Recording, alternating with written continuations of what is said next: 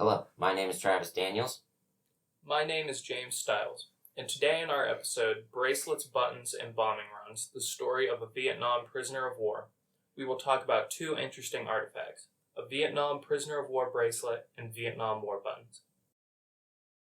In the early stages of the Vietnam War, there was broad public support in the United States for containing the spread of communism and supporting the South Vietnamese government.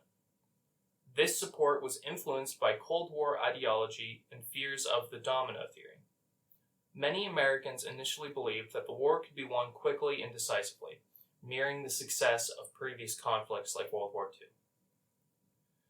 As U.S. involvement in Vietnam deepened, doubts about the war's purpose began to emerge. The media coverage of the conflict, like television footage showing the brutality and suffering, started to erode public confidence in the government's handling of the war.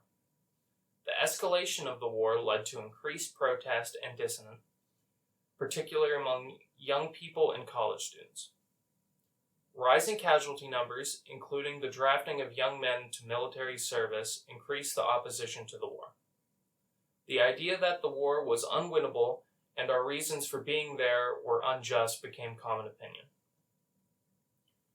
President Richard Nixon's policy of Vietnamization, which aimed to gradually transfer combat responsibilities to South Vietnamese forces while withdrawing U.S. troops, was met with skepticism by many Americans. Critics argued that the strategy for disengagement rather than genuine effort to end the war. The Kent State Massacre was the killing of 4 students by National Guard troops during the protest at Kent State University in 1970. It shocked the nation and intensified anti-war sentiment. The images of the chaotic evacuation of U.S. personnel and South Vietnamese allies as North Vietnamese forces captured Saigon in 1975 was a humiliating end to the war and caused even more negative thoughts about the U.S. involvement in Vietnam. In the war's aftermath, there was a period of reassessment of U.S. foreign policy. The Vietnam War came to be seen as a costly and unnecessary effort that cost the lives of many and helped few.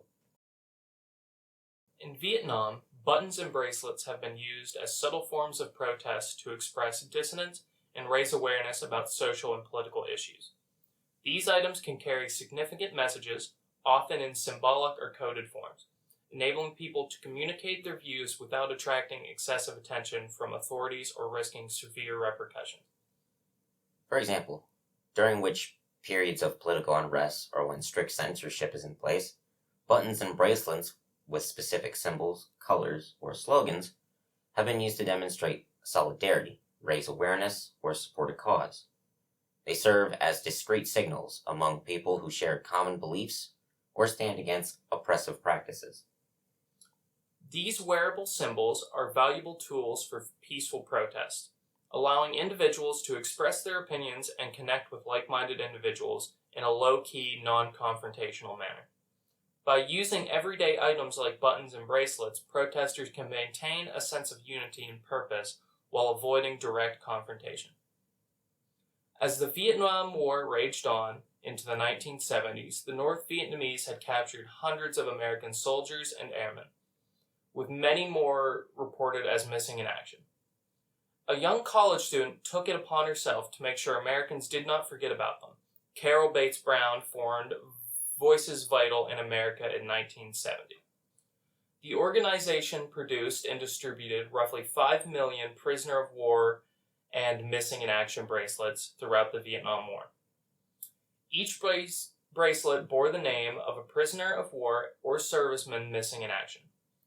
More than 3,500 service members in Vietnam became prisoners of war or were missing in action, and her organization issued bracelets for 1,300 of them.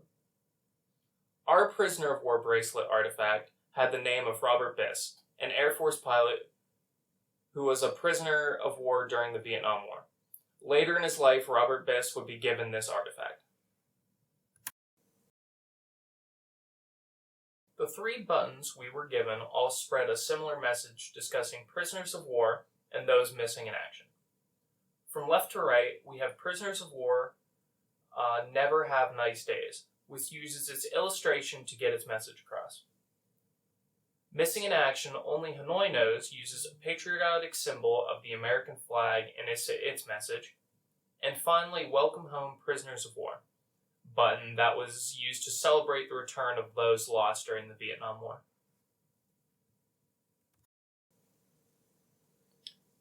Robert Biss was born in Johnstown, Pennsylvania in 1939. He always had an interest with flying, reading comics about American fighter pilots while growing up. He would join the Air Force in 1959, and after serving time as a navigator, Robert earned his flight wings in 1964. He would begin to fly F-4 Phantoms from January 1965 until he was shot down and forced to eject over North Vietnam in November 1966. Almost immediately after hitting the ground, Captain Biss was immediately taken into custody by the North Vietnamese.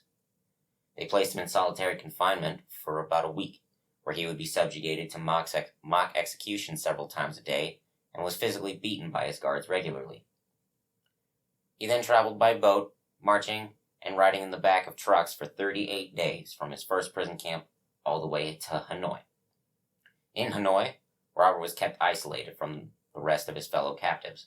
He was routinely tortured, interrogated for information, and forced to listen to anti-American propaganda until eventually the North Vietnamese realized that any information Captain Biss might have had was irrelevant.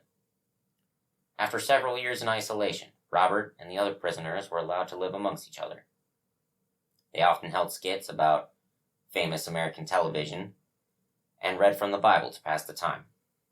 It wasn't until 1970 that the first radio message was received from Robert telling his family that he was captured and was doing okay as a prisoner.